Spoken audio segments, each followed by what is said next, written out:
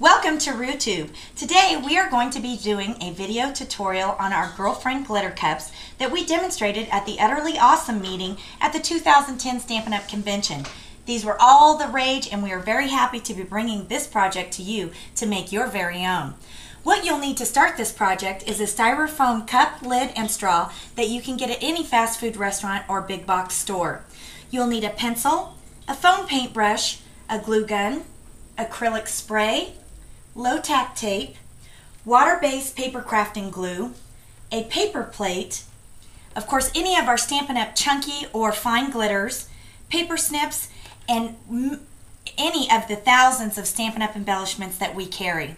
Now, one of the first questions that we get asked right off the top is, how much glitter does it take to make this project? It actually only takes a little less than one of the chunky and one full one of the fine to complete your cup. However, you're going to want to start with at least 2 of the chunky and 2 to 3 of the fine to make sure that you get coverage on your cup before it dries. You can then harvest the glitter and use it for other projects. The only project that does not take more than 1 coat of coverage is the white glitter. Because the cup is white, it does not show through, so you only need to do 1 coat of coverage on the white. So let's get started in showing you how to make this project. You are going to start with the lid on your cup, and using your pencil you're going to trace around the lid. The reason that you're going to do this is that you are going to be using the low-tack tape to place the tape on that trace mark so that you will have a clean edge once you glitter your cup so your lid will fit. We learned the hard way that you cannot glitter all the way to the top. So once you get that finished, you are going to be using your water-based paper crafting glue and your foam brush, and you are simply going to cover your cup. Now you're going to want a nice, thick, even coat of this glue. You don't really want it to have a bunch of bumps and ridges in it, so it may take a few going overs, I guess is a good way to put it, to smooth it out.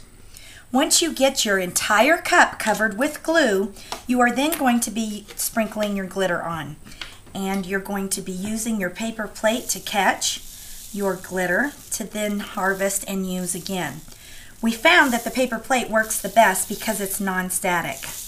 So once again, you're going to be covering your entire cup. Tap off and set aside to let dry.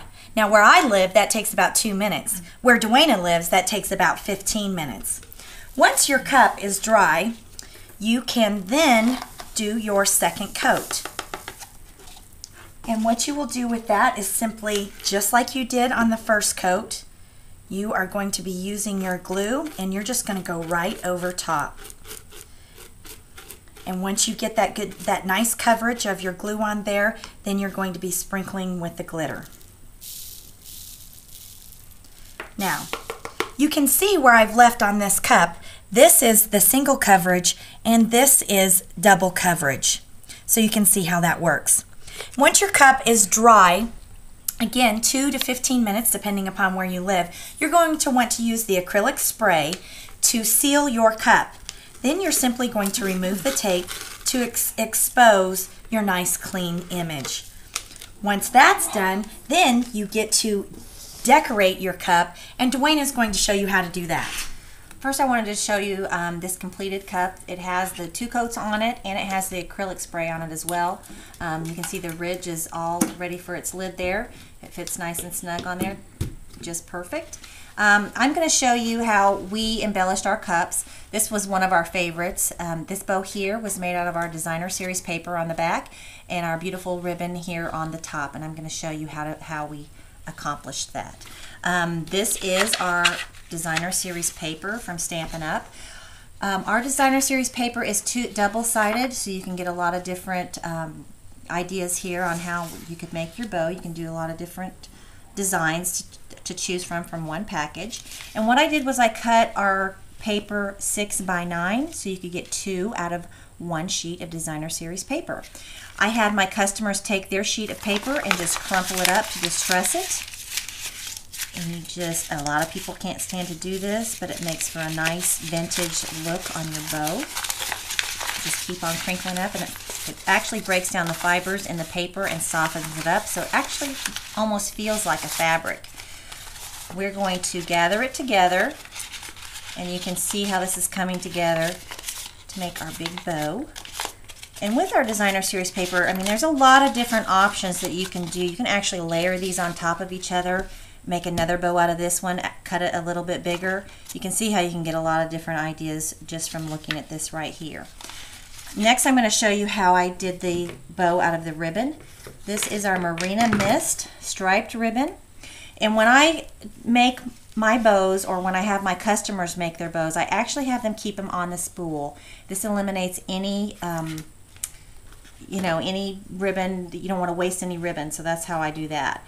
I have my customers put their hands out like so. You just want to spread your fingers. We're going to start with our tail here on the end, and we're going to bring it around to our pinky and then wrap it around again to our thumb.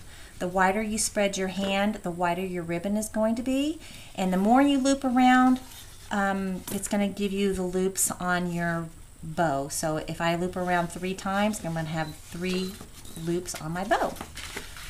And I think that's a good start. That's going to give you a nice big bow without using a lot of ribbon. Once they get to this point, this is going to be the second part, the other part of their tail. I'm going to have you pull it off like so, and then take a scrap piece and just tie it up like this. This takes approximately a yard and a half of ribbon, and that includes the little scrap that I'm talking about to tie it together. If you are going to use another embellishment, say a flower or something right on the top, you can just use linen thread here. You don't have to have that extra piece of ribbon. But once you get to this part, you're just going to spread it open. And then what we found is the hot glue gun works the best to adhere, not only to your ribbon, but to your cup as well. So you're going to adhere your ribbon to your paper bow, and then you're going to adhere it to your cup like so with the glue gun. This is going to give you a nice firm hold, and it's going to keep your ribbon all intact so it doesn't fall off when you're using it. I'm going to show you some other ideas that we came up with. This one here is another one of our girlfriend glitter cups that we added some cute little embellishments here. These are our Simply Adorn charms. Nice little touch there. Our second idea that we had was the glitter jitters for the coffee drinkers. We've put the little initial on there so you can monogram your own coffee cup, and then put the tiara on the top. Makes every girl feel glamorous as they're drinking their morning cup of coffee. We also have these girlfriend glitter goodies that you can hang from, decorate any doorknob or somebody's chair at work for any holiday. We happen to do this one in Halloween. We've glued the cute little spiders on, and then we've added some candy and some spooky little spiders on the inside. We wanted to let you know that we have a ton more samples on our website. Go to cropperoo.com if you're viewing this on YouTube, or you can also email us and we will answer any questions that you have. If you want any other information on our upcoming projects, you can just join our e-list and we'd be happy to send you those.